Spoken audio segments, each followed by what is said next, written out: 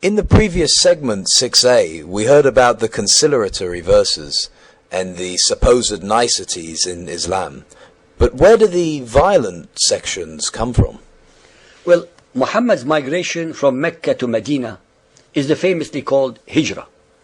Thus begins the second period of the alleged revelations called the Medina period.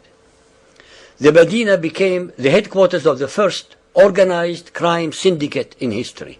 Muhammad sent piratical raiding parties to slaughter, plunder, rape and enslave so-called unbelieving Arabs, the majority in the Arabian Peninsula.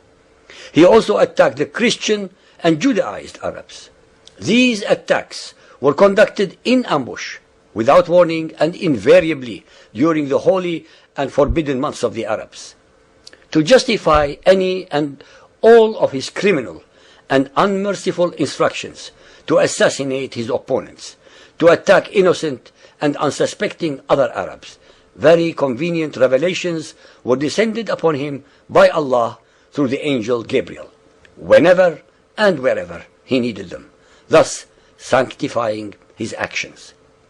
It was during the Medina period that the mantra twinning and invariably associating Muhammad with Allah was also revealed.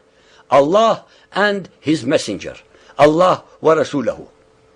It was also during the second period that almost all of the hate-mongering and warmongering verses of the Quran were descended. The following verse, called the abrogating verse, is the one that explains all the misunderstandings and contradictions that overwhelm and confuse people. Surah Al-Baqarah chapter 2 verse 106. It says, "None of our revelation do we abrogate, ma nansukh, or cause to be forgotten, aw nunsiha, without substituting them with something better or similar." Abrogation, nasakh, means that Muhammad's Allah revealed verses that overruled, overturned, or deleted previous ones.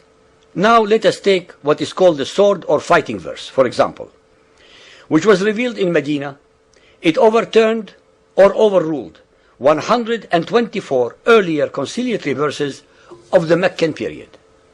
Surah At-Tawbah chapter 9 verse 5 says, "But when the forbidden months are past, then fight and slay the pagans wherever you find them, and seize them, beleaguer them, and lie in wait for them in every stratagem of war." Ibn Arabi said, the verse of the sword, chapter 9 verse 5, has abrogated 124 verses of the Quran. According to Ibn Kathir, that the verse of the sword abrogated every peace treaty that had been made with the idolaters, that is, the pagan Arabs. Previously, you, the listeners, heard 3 conciliatory examples from the Meccan period. Now you will hear the verses which abrogated or overruled them. Take chapter 2, verse 256, which said, "Let there be no compulsion in religion. Truth stands out clear from error." This was abrogated by chapter 3, verse 85, which says, "If anyone desires a religion other than Islam, that is submission to Allah, never will it be accepted of him."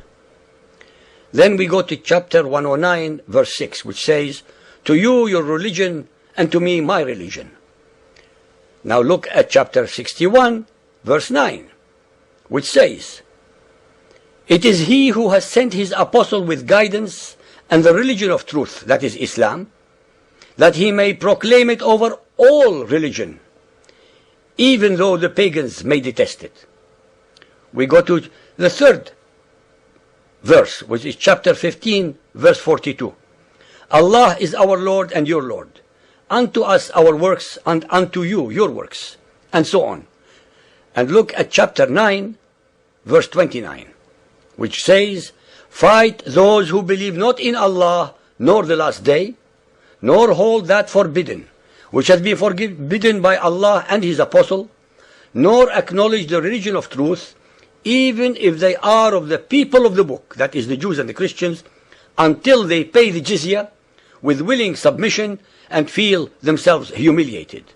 These 3 examples are but a few of the hundreds of abrogating and abrogated verses in the Quran that constitute the core beliefs that have to be followed by fundamentalist Muhammadan Muslims.